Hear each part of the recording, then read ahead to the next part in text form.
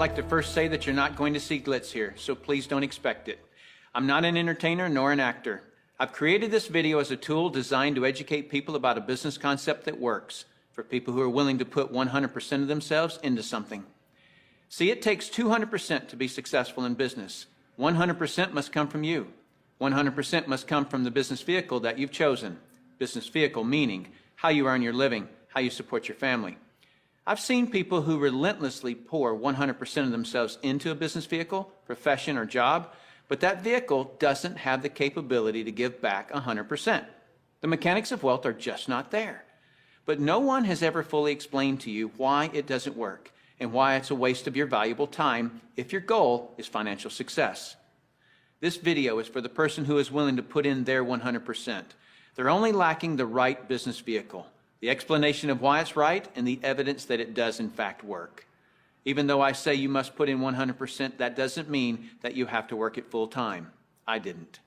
That doesn't mean you have to sacrifice your family time, nor does it mean you have to have prior experience. I didn't. What you'll learn right here has allowed me to build a $25 million company. Now, a $25 million company has certainly been done before. However, this was done where no employees were required. No accounts receivable, no accounts payable, no overhead, and very little inventory. Recently, I said those words to a business owner who said back to me, "Sounds too good to be true." My response back to him was, "Is that a good enough reason to stop looking?" He paused for a couple of seconds and he said, "That wouldn't be very smart, would it?" What I suggest you do is not just watch this information, but study it. What I want to do first is create an equal playing field between people who know how to evaluate a business and those who don't. Because me explaining this business wouldn't be very effective until you understand how to place value to a business. The simplest thing for someone to do when they don't understand something is to go, it doesn't work. The way I'll accomplish this equal playing field is to give you 4 main principles to look for in a business. Number 1 is a huge expanding market. If you were the best vinyl record producer in the world, would it matter today? No. It doesn't matter how good you are in an industry that's eroding. Number 2 is a unique and consumable product. I'll cover unique first. If you don't have a unique product, then you compete on price and convenience. Who has the best price? Who's closest to the customer? Yet if you have uniqueness, then people must come to you. Next is consumable. If you have a non-consumable product, you're basically unemployed until your next sell. You want the repeat sales of consumable products. Whether it's every time someone picks up the telephone, connects to the internet, renews a membership, turns on electricity, or gets to the bottom of a box or a bottle, you want those repeating commissions because it can pay you again and again. Number 3 is timing. Primarily here I'm talking about trends in timing. During all cycles of the economy, there are people who are making money and losing money. The makers are the ones in front of large trends. The losers disregard trends. How do you get in front of large trends? You study what creates them. Without any hesitation, in today's society, it's the baby boom generation that creates the largest trends. The baby boomers are a group of babies born between 1946 and 1964. There were 76 million of them born in the United States, 1 billion of them worldwide. Why is this group so talked about? They're 1/3 of the U.S. population and control 65% of all the money. I've likened the magnitude of all those babies to a basketball moving through a garden hose. They reshape every industry they go through. See, if you can predict where this basketball is going down the garden hose, you possess the ability to make fortunes. I want to give you some historical examples of the obvious buying patterns of these boomers. It started with a company called Gerber back in 1940, who were barely known. But by 1955, just 10 years after the boomers were born, they had sold 1.8 billion jars of strained baby food. As the boomers took their first steps, it was Buster Brown and Kenny Shoes. When the boomers went out to play, Mattel, Hasbro got rich providing toys to this young group. In 1957, we built more elementary schools in the U.S. in 1 year just to handle the overflow than we did in any 12-year period before or after. As the boomers went through their teens, Dairy Queen, McDonald's, Kentucky Fried Chicken became billion-dollar companies feeding the boomers. When the boomers moved through their 20s and 30s, which was in the mid-70s, what was the industry to be in? Real estate. Why? Because the boomers had heard from their parents one time too many, as long as you're living under my roof, you'll do as I say. So they wanted their own roof. which created a 15-year real estate boom. And people are still talking today about the great time frame to be in real estate. Then what happened to the real estate market in the late 80s? It began its decline. Why? The basketball had moved through the real estate industry. Another example of this is the U.S. stock market. Several years ago, I heard a stock market analyst speaking on the radio saying that he just couldn't believe the stock market had a 15-year rise. Notice the number 15 years keeps coming up. Anyone with a good understanding of the baby boomers could have seen this coming and profited from the recent stock market activity. Why does this 15-year number keep coming up? Because the baby boomers were born between 1946 and 1964. And so 18 years separates the front edge from the back edge. A very important number for you.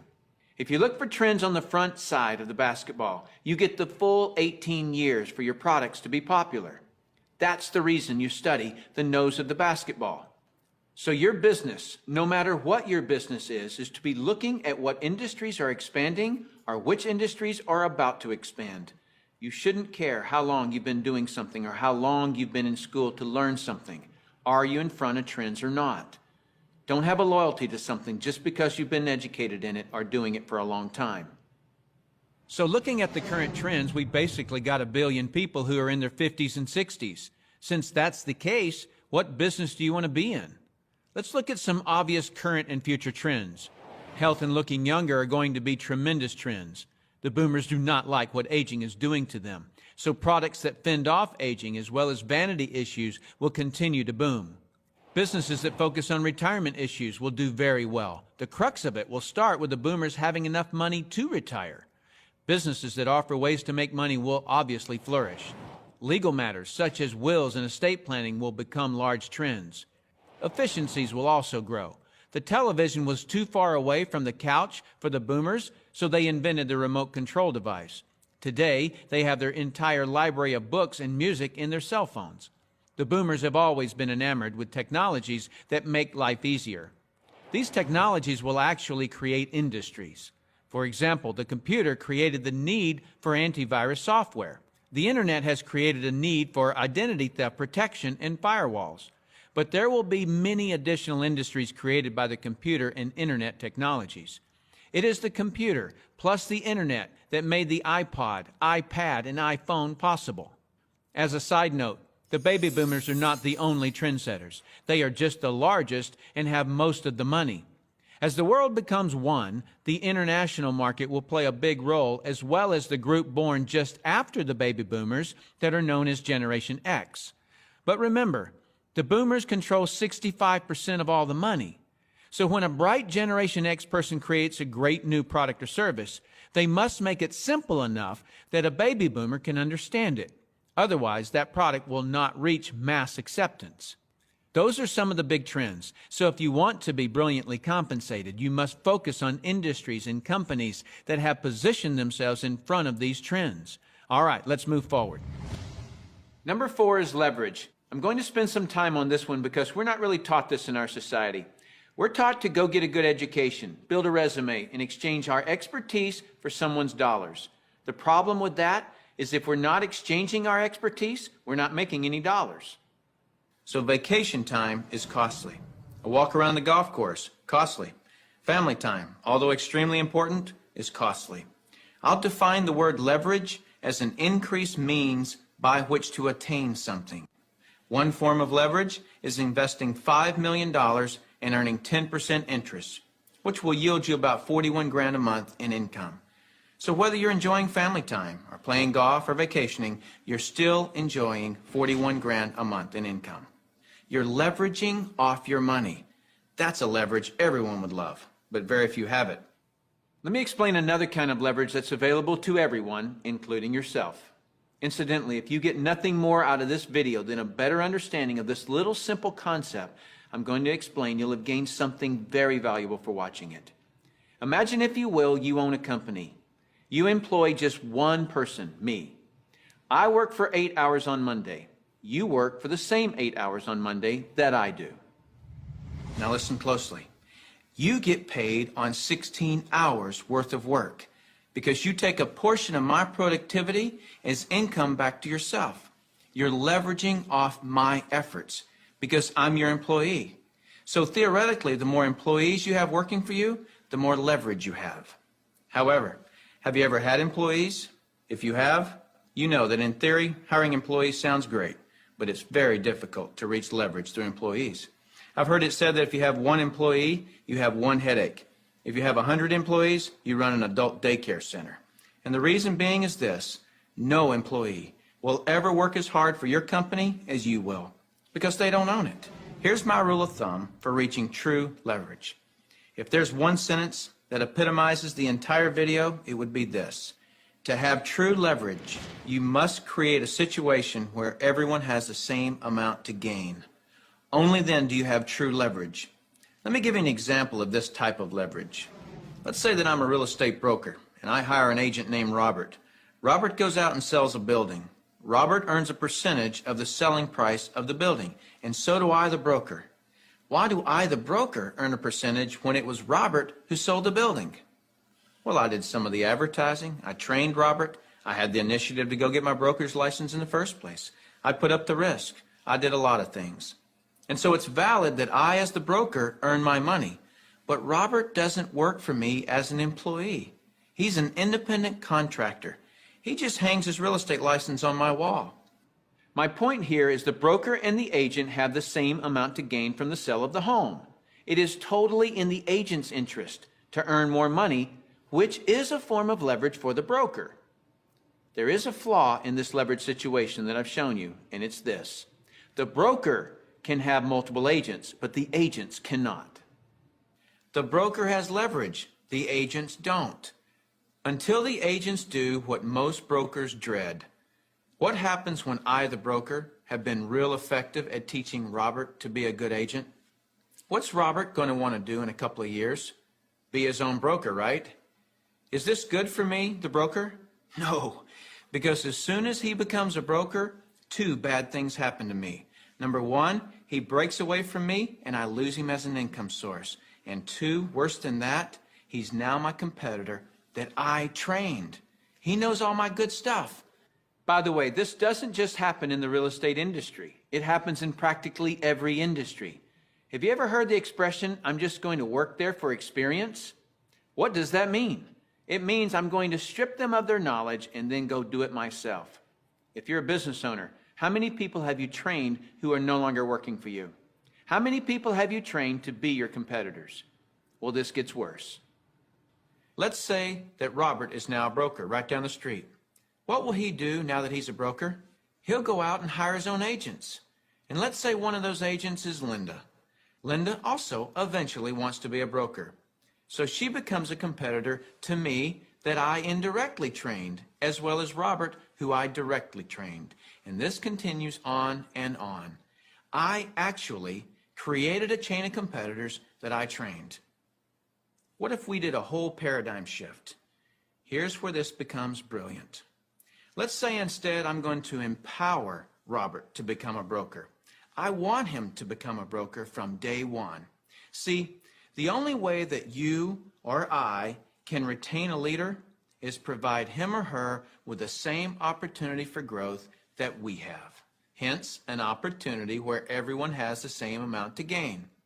So from day one, I'm going to encourage Robert to be a broker. And when he does, he doesn't break away from me and become my competitor.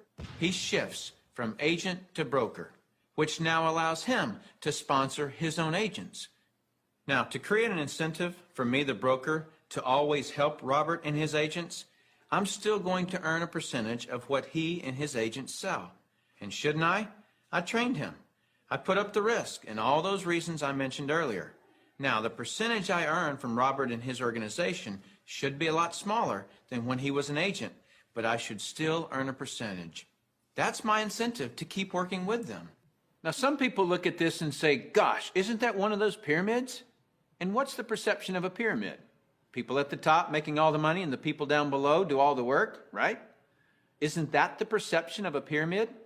Let me explain why this is not a pyramid and why people at the top don't necessarily make all the money. Let me just make a quick point before I discuss the pyramid issue. It's not the geometric shape that people have a problem with. This geometric shape is probably the shape of your family tree, the shape of our government. To the architect, it's the strongest structure known to man. Every organizational structure in the world is this shape. So the shape isn't the problem. However, that perception, people at the top earn all the money, let me illustrate that for you. Here's a typical corporation. At the top, you have a CEO, which stands for Chief Executive Officer. Does the president earn more money than the CEO? Not normally. How about below the president? Do any of the vice presidents earn more money than the president? No. Let me ask this question, and I want you to really think about it. What would happen if some of the vice presidents of a corporation made more money than the president? Really, what would happen? Talk about total confusion. This whole process is called delegation. Each level of the corporation earns less income. The reason the president can tell the vice president what to do is because they make more money. So the corporate structure is people at the top making the majority of the money, and the people at the bottom do not. The CEO of any corporation earns off the productivity of, or is leveraged off of, everyone in his or her corporation. Whether that CEO personally hired every employee or someone else in the company hires them. So the CEO, and only the CEO, earns on multiple levels of his or her company. And the model that I'm suggesting as being brilliant is where you, the individual, are given that same opportunity to earn on multiple levels of brokers and agents, just as the CEO of a corporation is. From here on, I'll refer to this form of marketing as network marketing. In network marketing, you, the individual, are given the opportunity to earn off the productivity of the people in your organization, whether you personally sponsor them or someone in your organization sponsors them. Remember that I said to reach true leverage, you must create a situation where everyone has the same amount to gain. Well, that's what I just described. Here's what makes the network marketing structure the absolute fairest structure available. In most network marketing companies, everyone can earn a certain number of levels deep of the organization they build. Everyone in the company can earn that same number of levels deep, like maybe 4 levels deep or 6 levels deep. Let's say we use 4 levels. So if you build an organization to be more productive, then you would earn more money than I would, even if you were in my organization. In the example shown, you would earn on 3 levels I couldn't reach, because everyone gets the same number of levels. There are people in my organization right now that earn more money than I do. Do you know what I call that? Fair. Shouldn't it be that way? I mean, take any structure. Shouldn't the most productive person in that structure make the most money? Now I'd like to show you an interview that I did a few years ago with Dr. Charles King, who holds a PhD from Harvard and is a professor of marketing at the University of Illinois at Chicago, who actually teaches network marketing at the university. Dr. King, we're delighted to have you here. I'm pleased to be here, Tim. Dr. King, could you tell us a little of your education and your business background? Tim, I'm a professor of marketing at the University of Illinois at Chicago. I got my bachelor's and master's degrees from the University of Texas in Austin, spent a tour of duty with the Exxon Corporation, and then returned to get my doctorate in business administration from Harvard University. More important to this discussion, over the last 6 years, I've been involved in doing research, teaching, and consulting in network marketing. So coming from such a conservative school, and I know you a little bit, and I know you to be very conservative, what caused you to look at network marketing to begin with? In 1990, we had a major economic recession in the United States. The Midwest and Chicago particularly were very badly hit. As a result, the interviewers stopped coming to campus.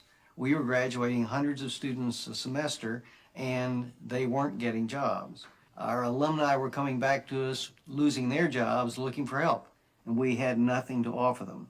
Now, I started looking, because of my background in business consulting, at alternative career paths. I went out and I looked at starting your own business, at home-based businesses. I looked at franchising. I looked at direct selling.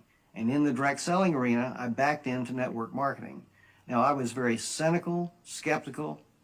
Tim, I was negative about network marketing. They don't teach network marketing at the Harvard Business School, and I didn't know much about it. The end result was one of my students who was on the team asked me, "Why are you so negative about network marketing?" I looked at that young man and I said, "Son, I know enough to know I don't want to know any more." That student looked at me and he said, "Professor, if I gave you that answer to that question with no more information than you have, you would give me an F." I turned to him and I said, "Son, you're absolutely right.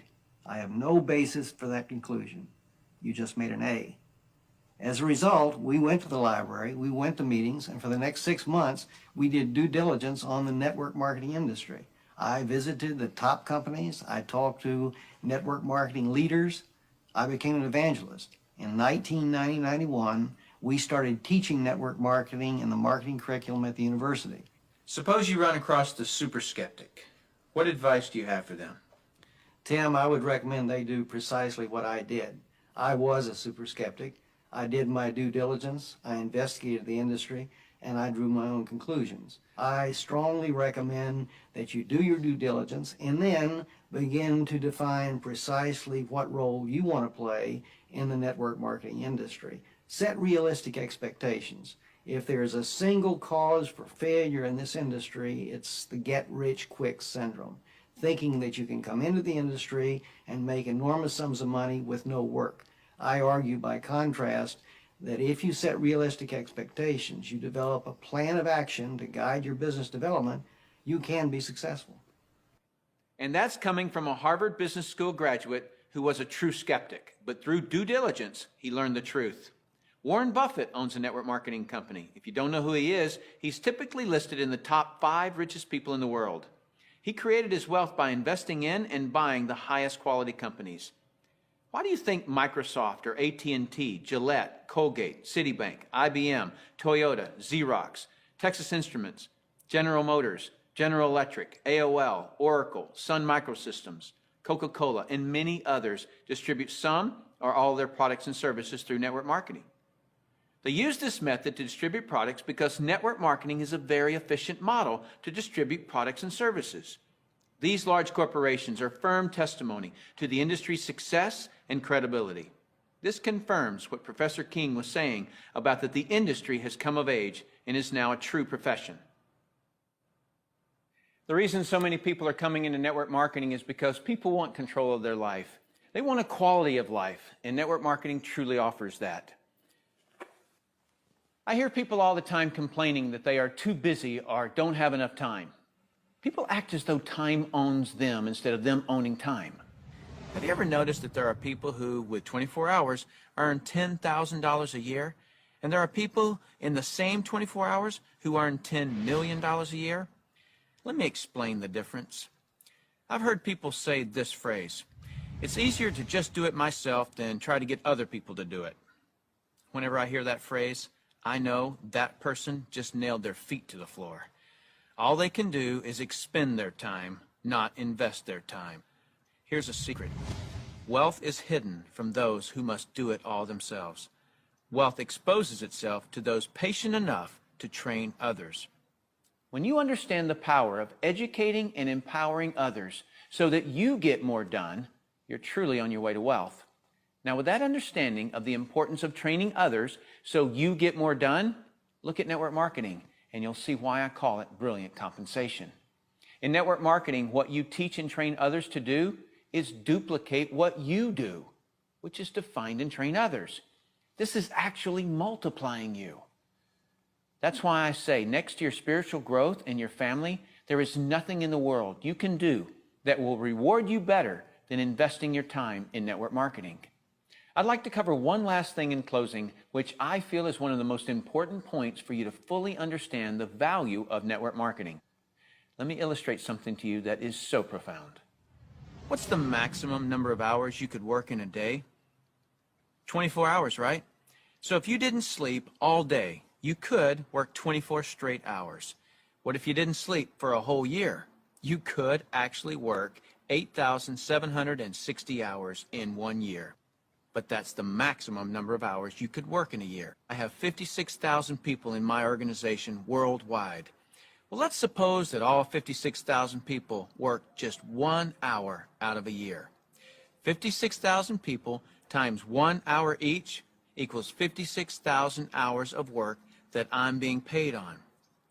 Well, for most people to earn on 56,000 hours of work, they'd have to work for over 6 years, 24 hours a day without sleep to put in the same amount of hours that I could in 1 hour a year. Let me throw in something really ridiculous.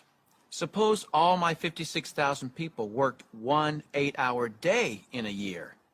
56,000 people times 8 hours is 448,000 hours I'm being paid on. Well, it would take most people working over 51 years, 24 hours a day, to do what I could do in 8 hours a year. 8 hours in 1 year versus 51 years working 24 hours a day?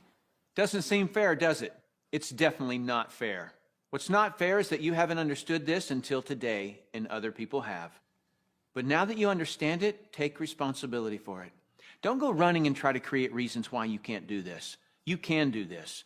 I don't say any of this to impress you. I don't need to impress you. This is an educational-only video. My purpose in creating this tool is to contribute back to that woodpile that so generously gave to me. Because network marketing has given me a lifestyle I previously couldn't have imagined. And because network marketing has given me total financial and time freedom, I feel it my responsibility to explain the industry in an understandable way. So I say all of this only to impress upon you that the difference between the wealthy and everyone else is leverage. You've got to understand that. And nothing gives you, the individual, leverage in such an ethical way like network marketing can. So go get a pad of paper, write down what you really want in life, then call the person who gave you this video and tell them whether you're an A, B, or C. C is see you later, no thanks. That's fine with us because your relationship with the person who gave you this video is more important to us than anything. Or you're a B. A B is I may be. I want to first explore the product. If that's you, then do that. Don't procrastinate. The #1 killer of financial success is procrastination. People just putting it off until tomorrow, and they've somehow convinced themselves that they'll actually do it tomorrow. You know what I'm talking about. As soon as I'm done with this project, then I'll have more time. Or as soon as little Jimmy gets back to school, then I can, and they never do. If a person has an excuse, they have all they need to fail. Don't let that be you. Get your product today. Or you're an A, and that means absolutely. No, you don't have all your questions answered, but you see enough to start and begin your training. Very well done to you in your ability to make a decision. If it's late at night and you just watch this, don't be concerned that the person who gave this to you is sleeping right now. They'll be up.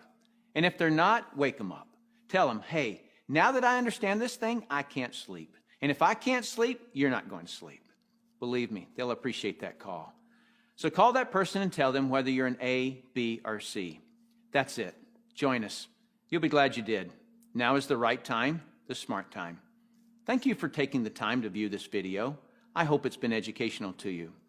What I really hope is that you'll put this information to good use. Next, you'll see some common questions that you can interact with. I look forward to working with you, should our paths cross. I'm Tim Sales.